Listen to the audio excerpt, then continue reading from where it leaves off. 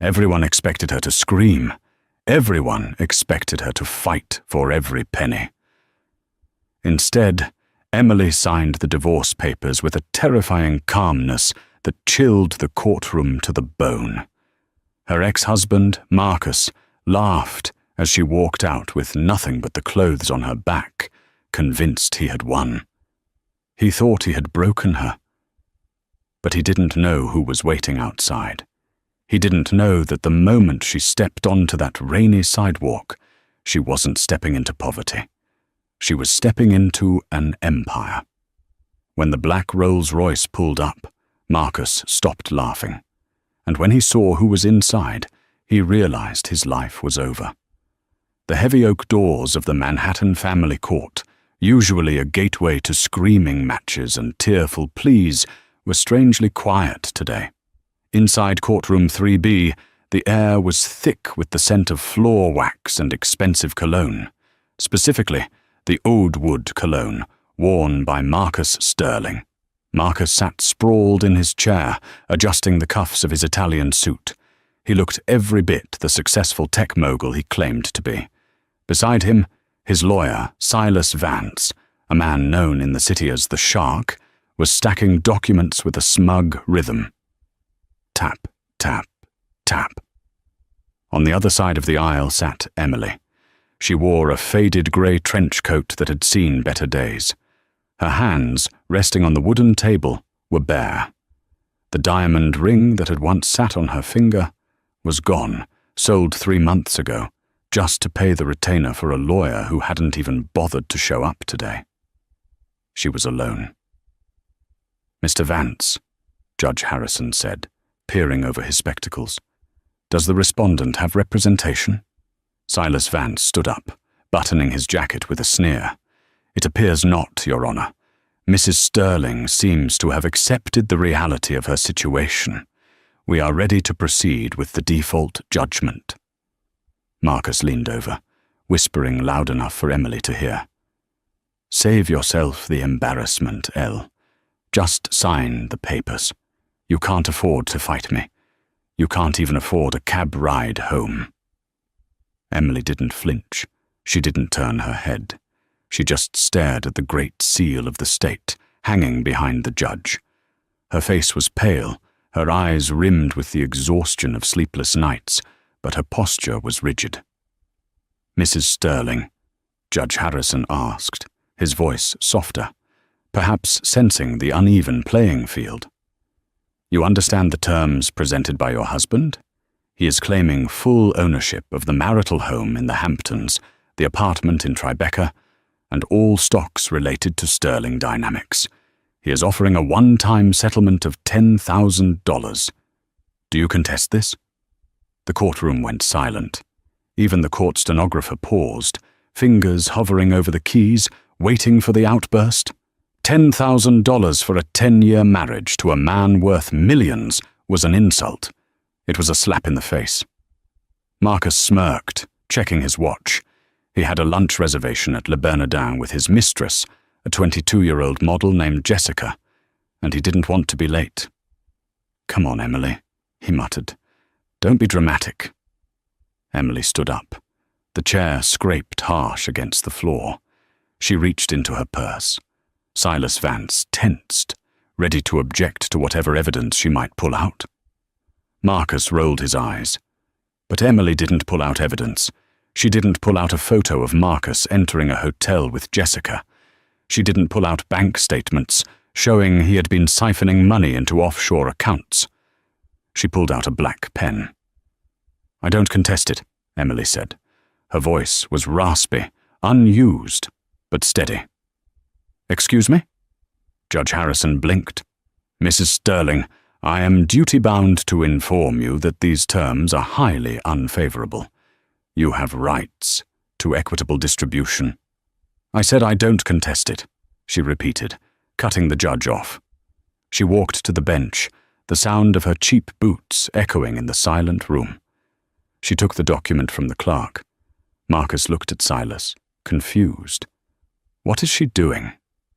"She's giving up," Silas whispered back, a grin spreading across his face. You broke her, Marcus. She knows she can't win. Emily signed her name. Emily Sterling. The ink was dark and final. She didn't shake. She didn't cry. She placed the pen down with a deliberate click. "Is that all, Your Honor?" she asked. If you are certain," the judge stammered, clearly uncomfortable. "Then yes. The divorce is granted. You are dismissed." Emily turned around. She looked at Marcus for the first time in 6 months. Marcus expected to see defeat. He expected to see a woman begging for a little more, maybe asking to keep the dog or the car. He wanted to see the fear in her eyes, the fear of a 40-year-old woman with no resume, no money, and no husband entering a brutal world. But Emily's eyes were dry. They were cold. It was like looking into a frozen lake. "Goodbye, Marcus," she said. "Enjoy the 10 grand, Emily." Marcus laughed, the tension breaking into arrogance. "Try not to spend it all on cat food." She didn't respond. She simply pushed open the heavy wooden doors and walked out. Outside, the weather had turned. The grey sky had opened up, and a torrential downpour was hammering the streets of New York. The wind whipped around the pillars of the courthouse, turning umbrellas inside out. Marcus and Silas emerged 5 minutes later, laughing loudly. "Did you see her face?" Marcus guffawed, lighting a cigar under the shelter of the courthouse overhang. "She was mute, totally mute. God, I should have done this years ago." "You're a free man, Mr. Sterling," Silas said, checking his phone. "And a rich one. She didn't touch the stock options. That alone saved you $4 million. "She's an idiot," Marcus said, blowing smoke into the rain. "She always was. Content with being a housewife. No ambition, no spine. Look at her." Marcus pointed. Down at the bottom of the grand staircase, Emily was standing on the sidewalk. She didn't have an umbrella. The rain was soaking her grey coat, plastering her hair to her face.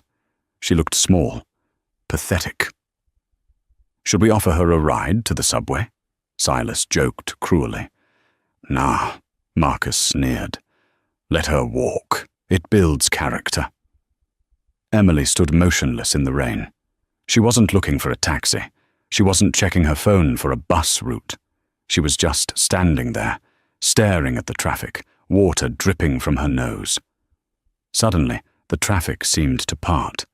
A low hum vibrated through the wet asphalt. Around the corner, a vehicle appeared. It wasn't a yellow cab. It wasn't an Uber. It was a sleek, extended, phantom Rolls-Royce, customized in a midnight blue so dark it looked black.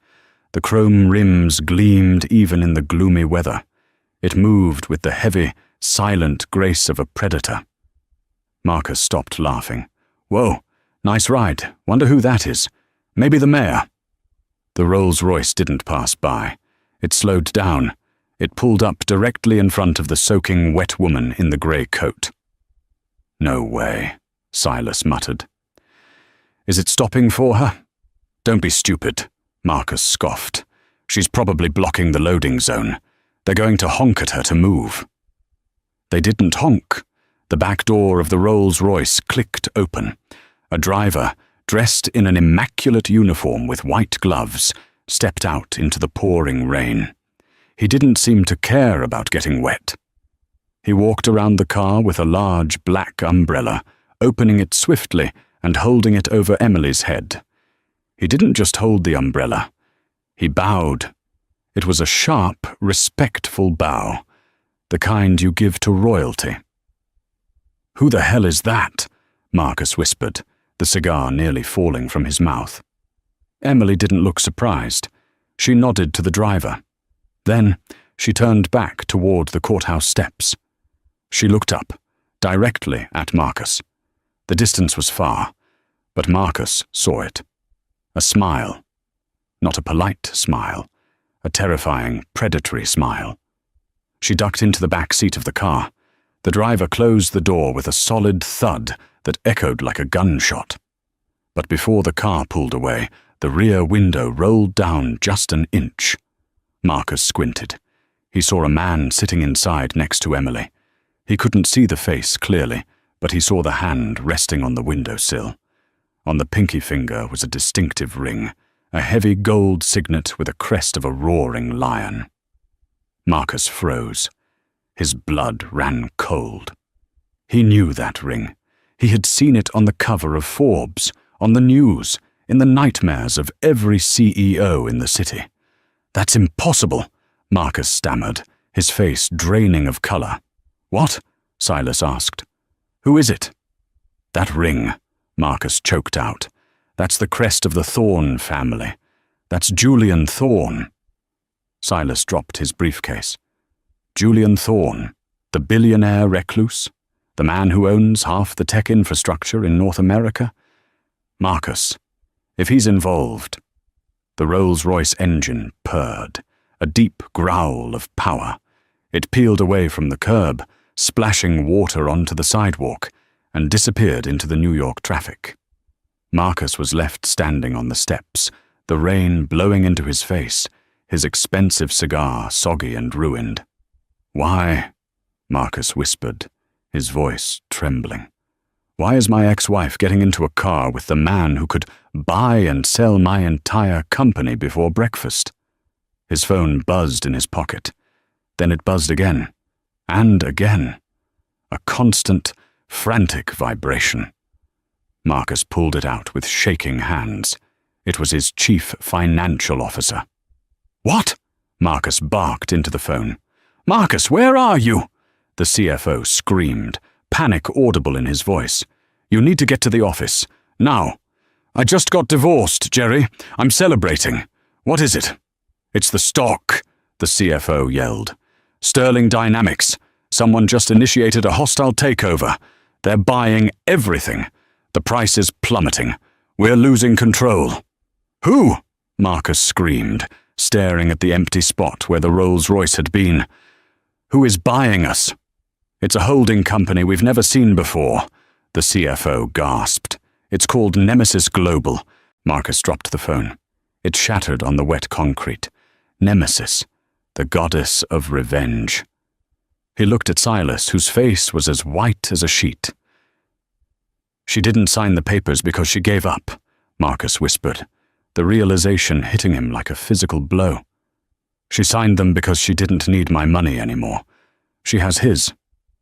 The interior of the Rolls-Royce was a sanctuary of silence, insulated from the chaos of the New York storm by bulletproof glass and inches of steel.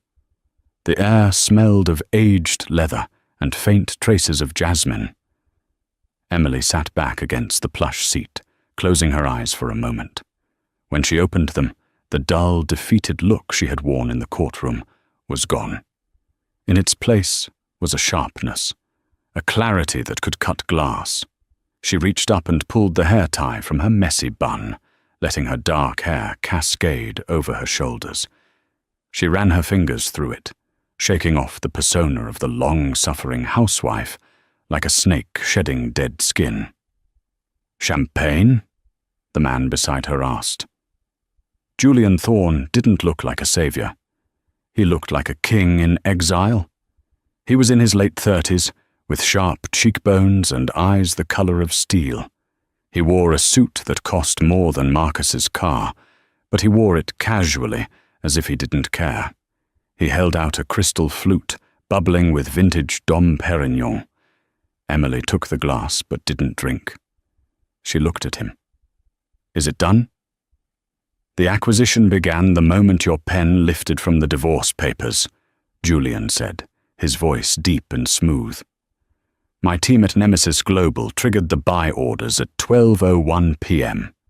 By the time Marcus gets to his office, he'll own less than 40% of his own company. By tomorrow morning, he'll be an employee in a building he used to rule." Emily took a slow sip. The bubbles burned pleasantly against her throat. "And the house in the Hamptons?"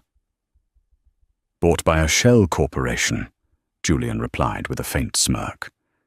"We're turning it into a dog shelter. I thought that was a nice touch." Emily actually laughed. It was a dry, rusty sound. "He hates dogs. He's allergic." "I know," Julian said. I read the file. He pressed a button on the console, and a hidden compartment slid open.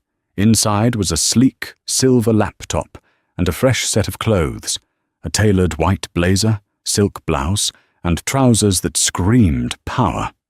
"You have a meeting in 2 hours," Julian said, his tone shifting from friend to business partner. "The board of Thorn Enterprises is expecting you. They're nervous, Emily. They haven't seen the architect in 10 years. Some of them think you're a myth. Others think you're dead." Emily looked at the laptop. She traced the edge of the device. 10 years ago, before she was Emily Sterling, the invisible wife of a mid-level tech arrogance, she was Emily Vane. In the world of high-stakes corporate espionage and strategy, she was known simply as the architect. She didn't just build companies, she engineered their dominance. She could look at a balance sheet and see the future. She could look at a COO and see their breaking point. But she had fallen in love. Or at least, she thought she had. She had met Marcus, a charming, ambitious dreamer, and she had wanted a normal life. She wanted to be a wife, maybe a mother. She wanted peace. So she buried Emily Vane. She dumbed herself down. She nodded when Marcus explained simple concepts to her. She cooked his meals while he cheated on her. She supported him while he belittled her intelligence. For 10 years she played the fool. But she had been watching. She had been listening. Every time Marcus took a call on speakerphone, every time he left a confidential file on the kitchen counter, she absorbed it. She knew where the bodies were buried because she had watched him dig the graves. "I'm not Emily Vane anymore," she whispered. "No," Julian agreed. "You're something more dangerous. You're a woman with a score to settle." He leaned forward.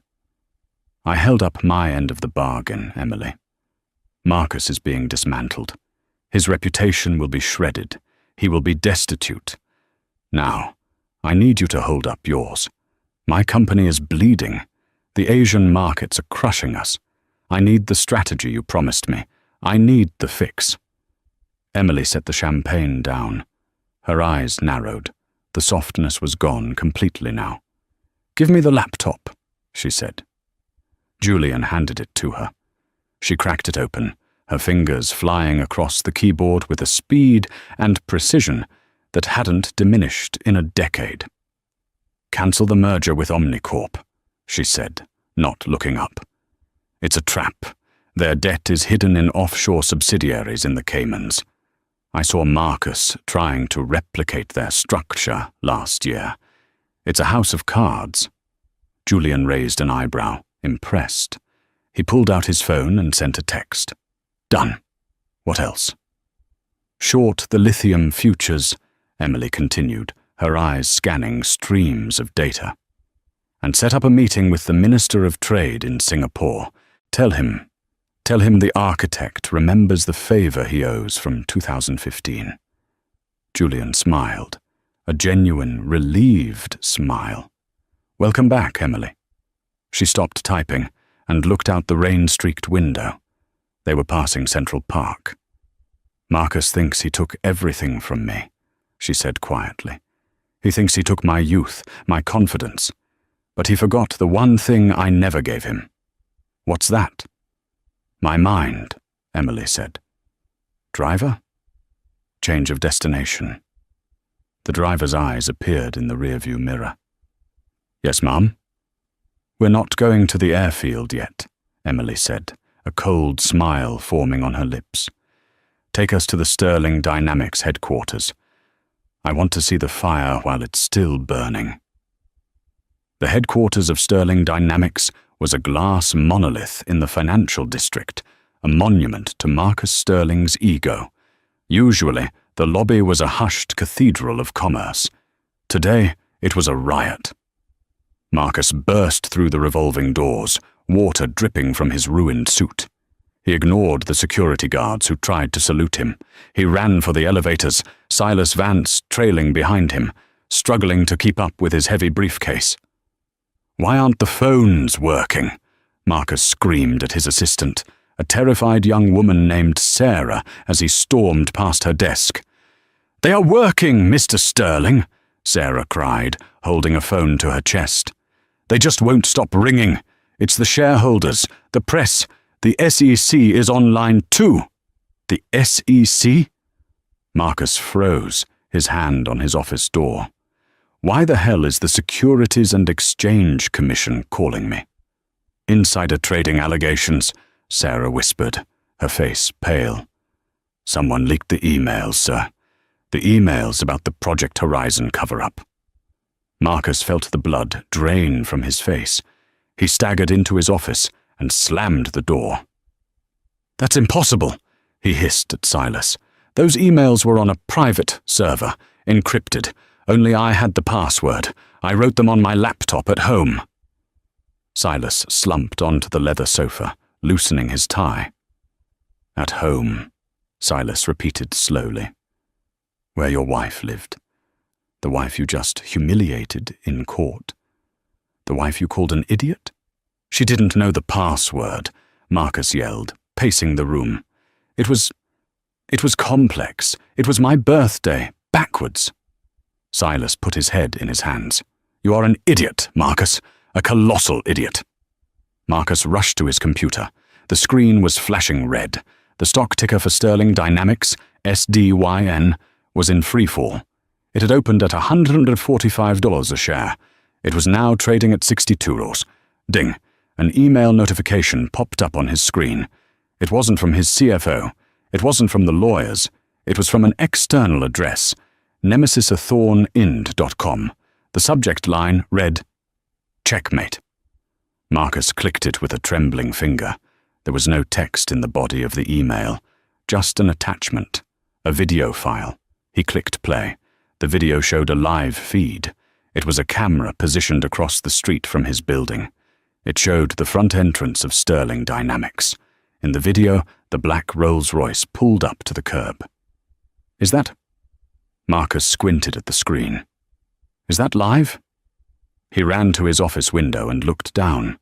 40 stories below, he saw the black car. He saw the crowd of paparazzi that had gathered, sensing blood in the water. In the video, the door opened. First, Julian Thorne stepped out. The crowd went wild. Flashes erupted like lightning, but Julian didn't walk in. He turned and offered his hand to someone inside. A woman stepped out. She wasn't wearing the grey trench coat anymore. She was wearing a white power suit that glowed against the gloom of the storm. Her hair was loose and wild. She looked taller, fiercer. She looked up, not at the cameras. She looked up at the building. Specifically, she looked up at the 40th floor. Marcus stumbled back from the window. "It's Emily." "What is she doing here?" Silas asked, joining him at the window. On the screen, Emily walked into the building, flanked by Julian Thorne and a phalanx of security guards. "She's coming up," Marcus whispered. "She's coming here." "You can't let her in," Silas said. "Security won't clear her." Marcus's intercom buzzed. It was Sarah again. Her voice was shaking. "Mr. Sterling, Mr. Thorne is here to see you, and Mrs. Sterling." "Tell them to leave," Marcus screamed. "Tell security to throw them out." "I can't, sir," Sarah squeaked. "Mr. Thorne just bought the building's debt. He technically owns the elevators." The elevator doors outside Marcus's office chimed, a cheerful, bright sound that signaled doom. Marcus grabbed a paperweight, purely out of instinct, then put it down, realizing how pathetic he looked. He straightened his tie. He tried to compose his face into a mask of authority. The doors to his office burst open. Emily didn't walk in. She swept in. The energy in the room shifted instantly. The air felt thinner, charged with electricity. Julian Thorne leaned against the doorframe, arms crossed, looking like a bodyguard who owned the place. "Get out," Marcus snarled, though his voice cracked. "You have no business here. We're divorced. You signed the papers." Emily stopped in front of his desk. She looked down at the mahogany surface where she had once brought him lunch, only to be told she was interrupting important genius work. She picked up the nameplate that read Marcus Sterling, CEO. "I did sign the papers," Emily said. Her voice was different. It was the voice of the woman who had once negotiated treaties between oil giants. "And I want to thank you for that, Marcus. That settlement was the best deal I ever made." "You got 10 grand!" Marcus laughed nervously. "You got nothing. I got my freedom," she said calmly. "And I got immunity. Since we are no longer married, I am no longer liable for the debts you are about to incur. And I am no longer bound by spousal privilege.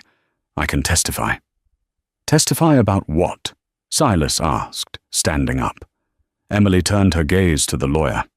Silas shrank back. "About the bribes to the zoning commissioner for the warehouse project," Emily listed, ticking them off on her fingers.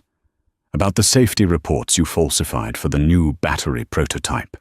About the fact that Jessica isn't just a model, but the niece of your competitor, and she's been recording your pillow talk for 6 months. Marcus's jaw dropped.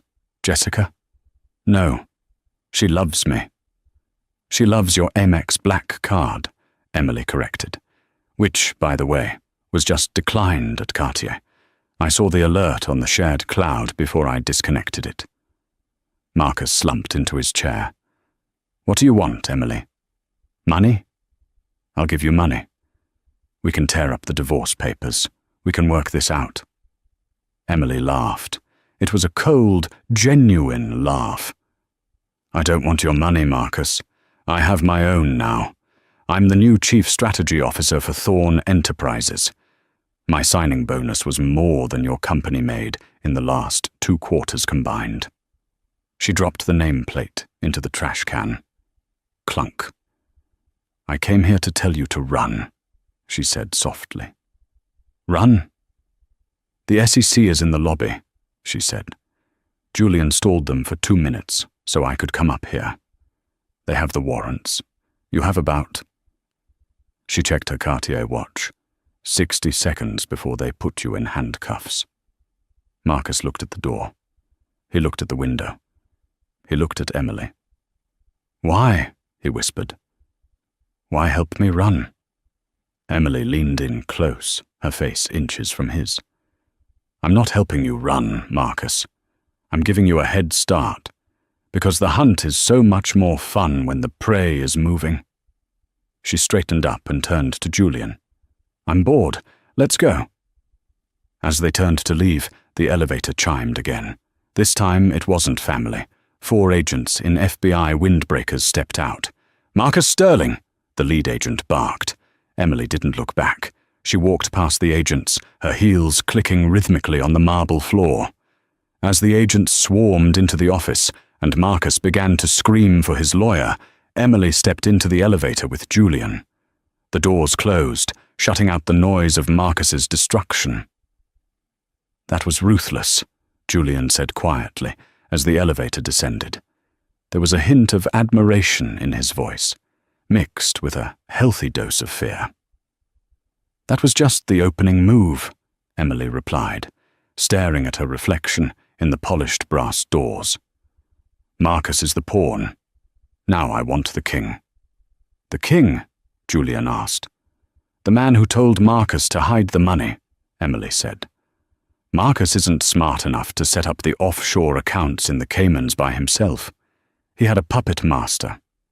Someone who has been using Sterling Dynamics to launder money for the cartel." Julian stiffened. "Cartel? Emily, that wasn't in the briefing." "I know," she said. "I saved the best for last. Marcus is going to prison, but he won't survive a week if he talks. And he will talk, which means we just kicked a hornet's nest that spans 3 continents." She smiled, and for the first time, it looked like she was truly enjoying herself. Ready for a real challenge, Julian? 2 weeks later, Marcus Sterling sat on a thin cot in a holding cell at the Metropolitan Detention Center. His Italian suit had been replaced by an orange jumpsuit that smelled of bleach and despair. He hadn't seen the sun in 14 days. His lawyer, Silas, had quit after the first check bounced. Marcus was alone, bankrupt, and terrified. He spent his days staring at the concrete wall, replaying that moment in the rain when the Rolls-Royce pulled away. Meanwhile, across the East River, Emily was stepping into the light. The annual Obsidian Gala was the most exclusive event in New York City. It was where billionaires shook hands to decide the fate of nations. Tonight, the topic of conversation wasn't oil prices or tech stocks. It was the woman on Julian Thorne's arm. When Emily entered the ballroom, the music didn't stop, but the conversation certainly did. She wore a dress of midnight blue velvet that clung to her silhouette like a second skin, with a diamond choker that caught the light with every breath. She looked regal, untouchable. "They're staring," Julian murmured, leaning close to her ear. He looked dashing in a tuxedo, his hand resting protectively on the small of her back. "Let them stare," Emily whispered back, smiling for the cameras. "They're trying to figure out if I'm the victim or the villain." "And which are you? Tonight?" "I'm the bait." They moved through the crowd, Emily accepting congratulations on her appointment as CSO of Thorne Enterprises, with graceful nods. She saw the faces of men who had once ignored her at Marcus's dinner parties. Now, they looked at her with hungry, desperate eyes, hoping she wouldn't target their companies next. "Emily!" a voice boomed. A man approached them. He was older, perhaps 60, with silver hair and a smile that didn't reach his cold, dead eyes. He held a glass of scotch as if it were a weapon. "Victor Cray," Julian said, his voice dropping an octave. The tension in his arm spiked. "I didn't think you'd show your face here." Victor Cray was a shipping magnate.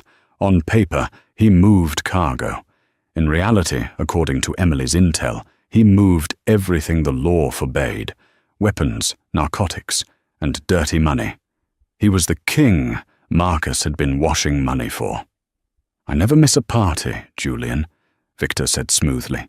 He turned his gaze to Emily. It felt like a physical touch, slimy and invasive. "And this must be the famous Mrs. Sterling. Or is it Miss Vane again?"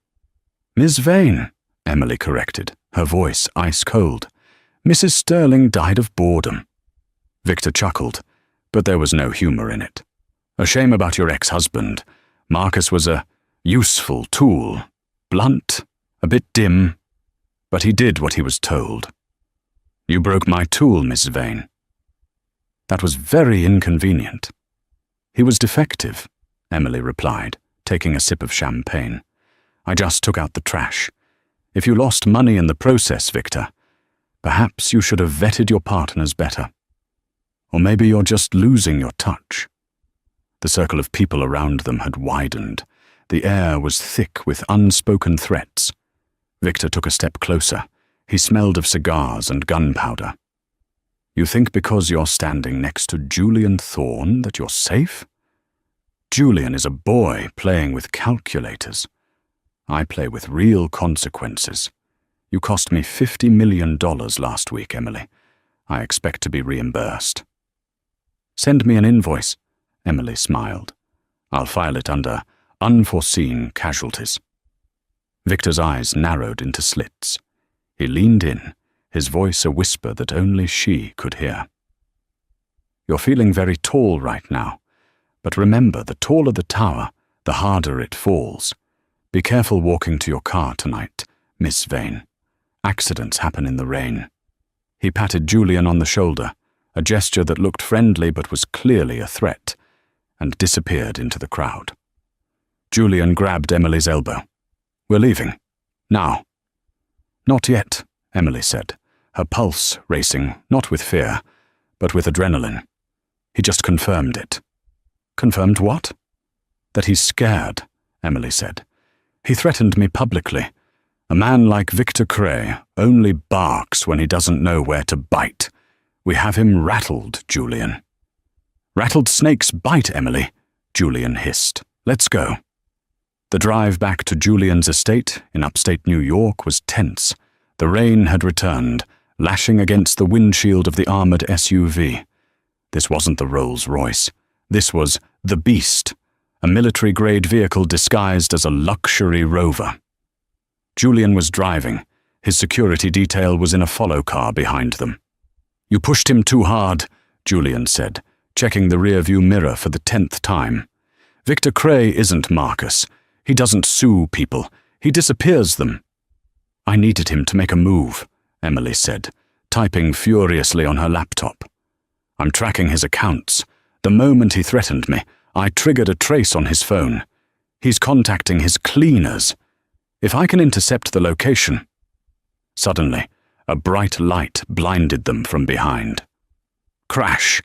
The follow car, the security detail, was rammed off the road by a massive heavy-duty truck that surged out of the darkness. The security sedan spun wildly into the ditch, headlights spinning into the trees. Hold on, Julian yelled. He slammed on the accelerator.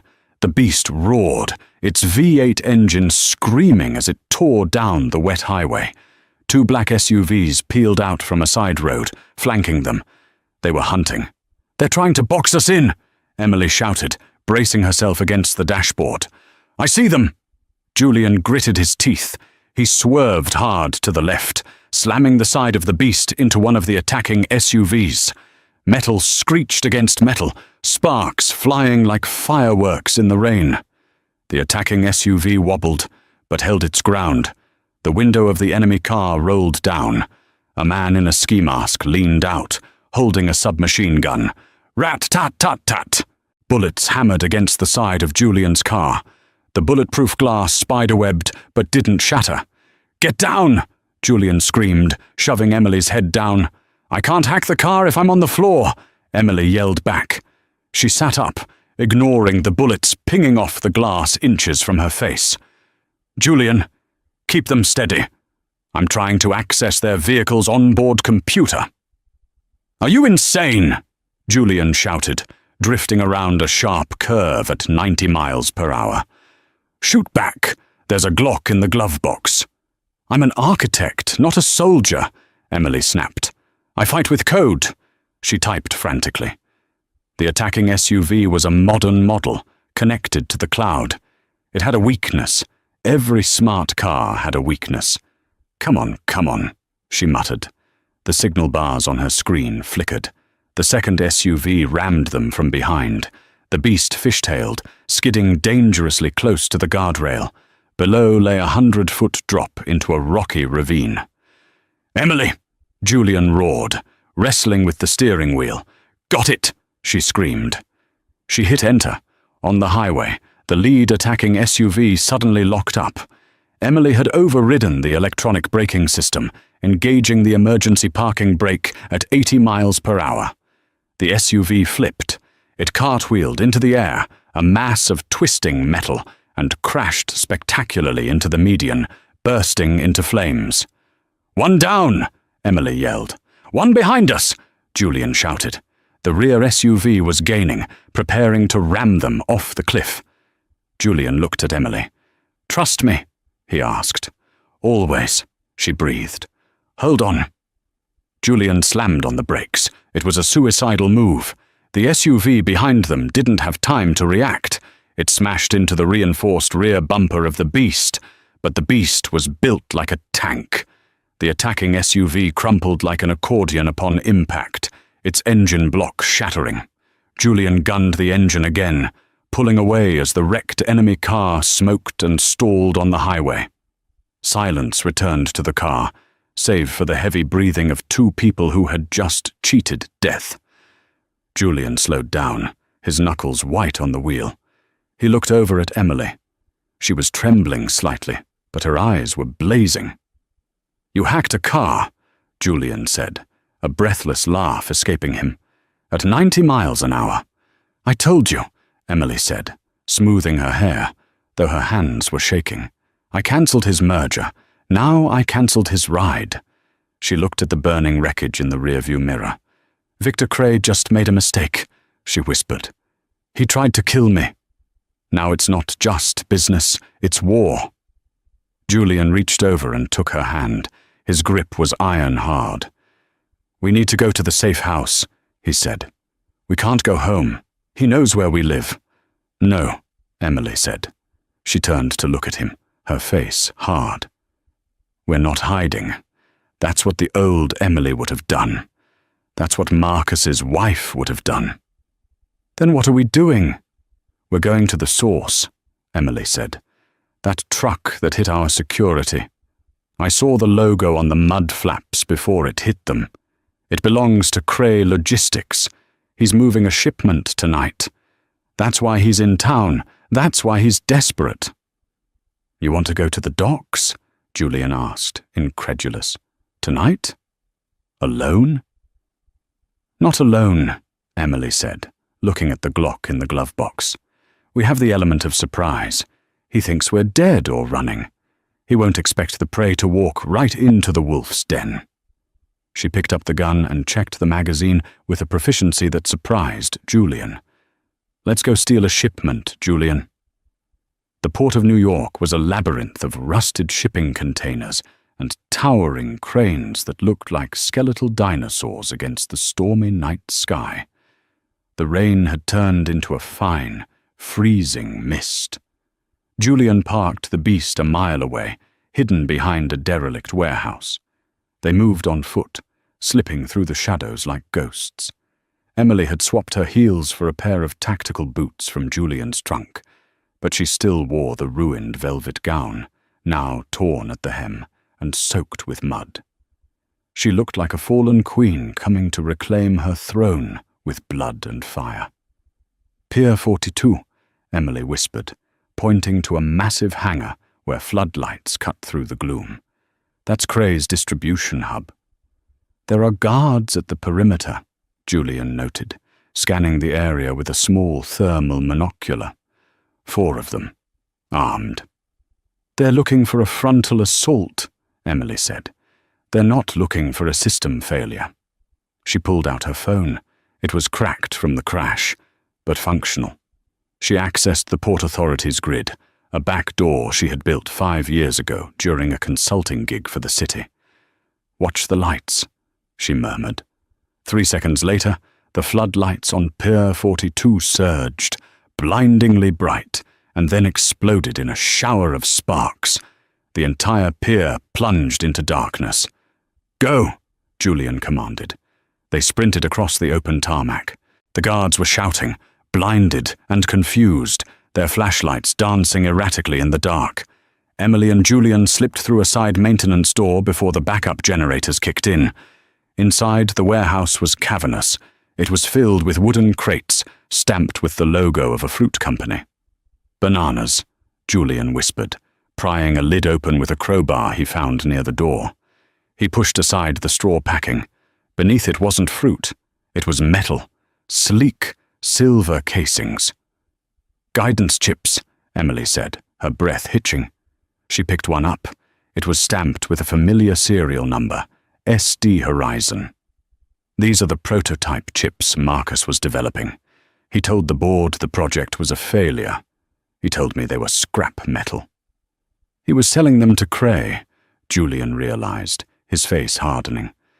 These chips can guide a missile with millimeter accuracy. Cray isn't just a smuggler, Emily. He's an arms dealer. He's selling American tech to foreign warlords. And Marcus was his supplier, Emily said, disgust curling her lip. My ex-husband wasn't just a cheater. He was a traitor.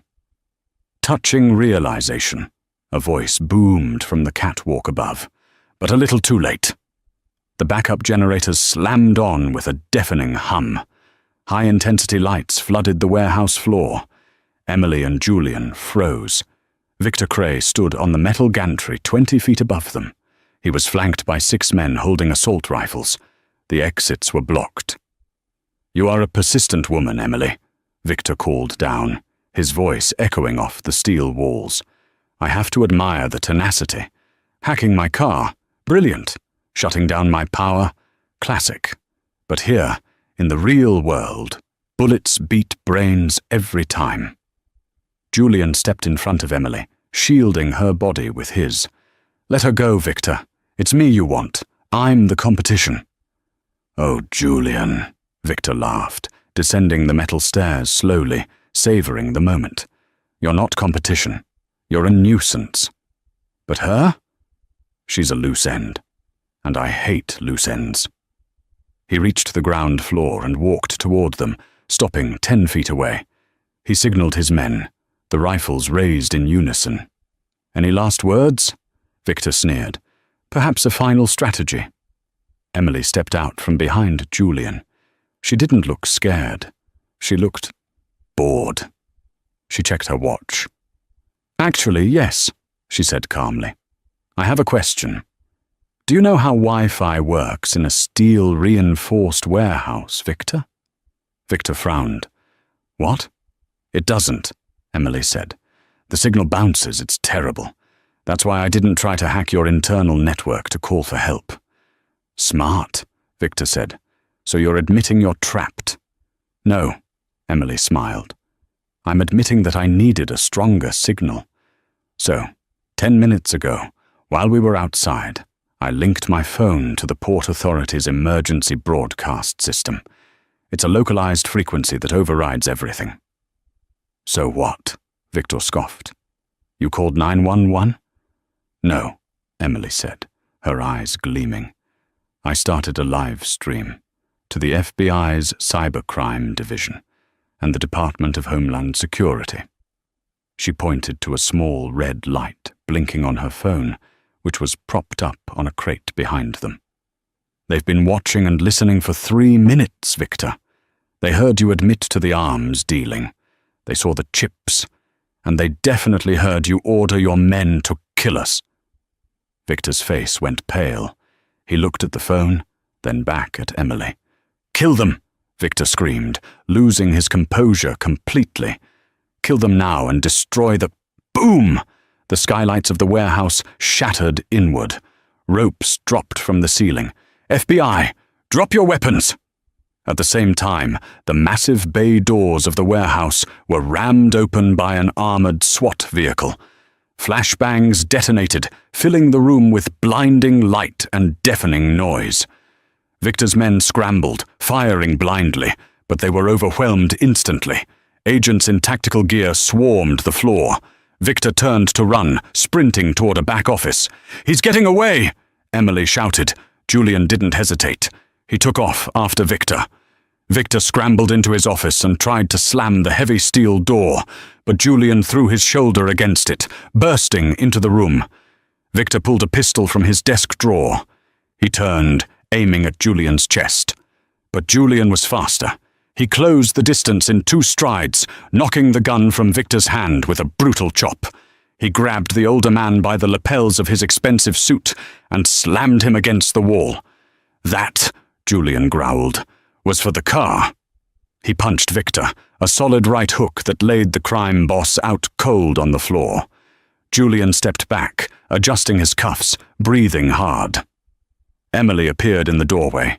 She looked at the unconscious Victor Cray, then at Julian. "Nice right hook," she said, a smile tugging at the corner of her mouth. "I learned it from a strategist." Julian grinned, wincing as he rubbed his knuckles. Outside, the sirens wailed, a symphony of justice. The courtroom was different this time. It was the Federal District Court, and it was packed. Marcus Sterling stood before the judge. He looked 10 years older.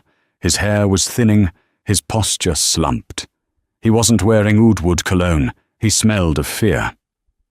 "Marcus Sterling," the judge read from the verdict, "on the counts of conspiracy to commit treason, money laundering, and fraud, this court finds you guilty. You are sentenced to 25 years in federal prison without the possibility of parole." The gavel banged. It sounded like the closing of a coffin. Marcus turned to look at the gallery. He scanned the faces, looking for someone, anyone, who cared. He saw Silas Vance, who looked away. He saw his mistress, Jessica, who was already texting someone else. Then he saw her. Emily sat in the back row. She was wearing a white suit, immaculate and sharp. Beside her sat Julian Thorne. Marcus stopped as the bailiffs dragged him away. "Emily," he shouted, desperate. "Emily, please. I'm sorry. I didn't know. They made me do it." Emily didn't stand up. She didn't speak. She just watched him with that same cool detachment she had shown the day of the divorce.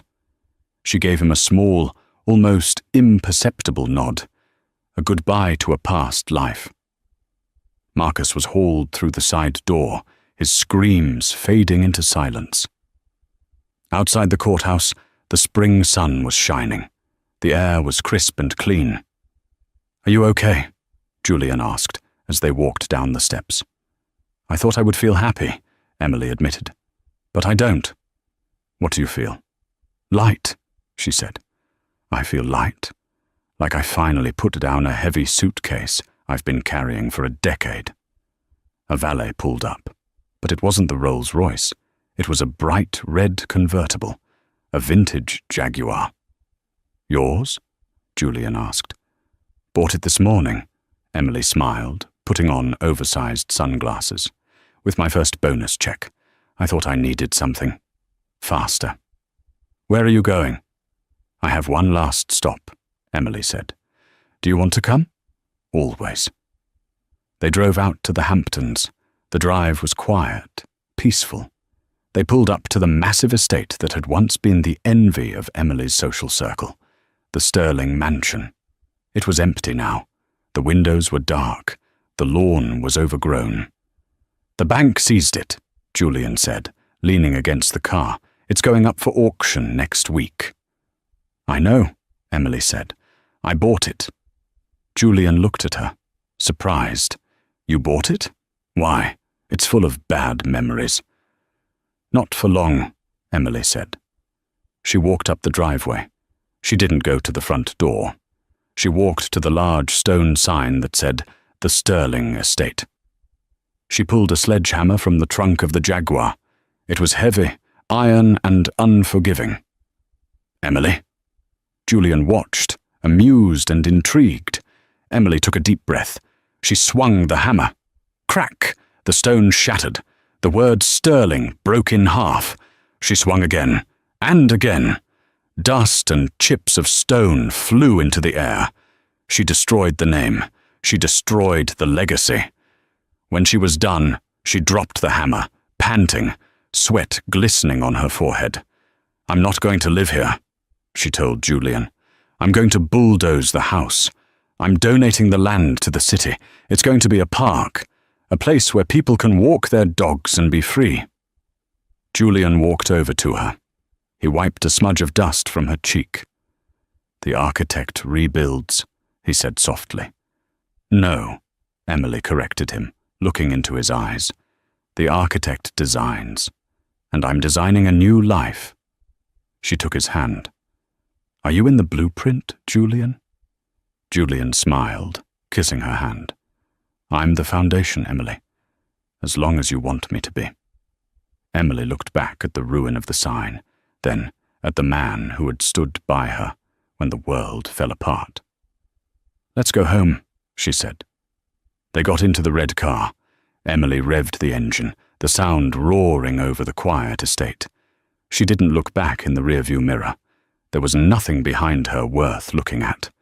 The road ahead was wide open. And that is how Emily Sterling went from a silenced wife in a grey coat to the woman who brought down an empire. She proves that sometimes the best revenge isn't screaming or fighting. It's succeeding. It's walking away from the people who undervalue you and stepping into a life where you are the queen of your own destiny. Marcus thought he stripped her of everything, but he only stripped her of the things that were holding her back.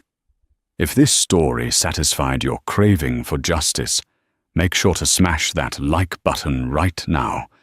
It helps us create more stories where the underdog takes it all. And don't forget to subscribe and hit the notification bell.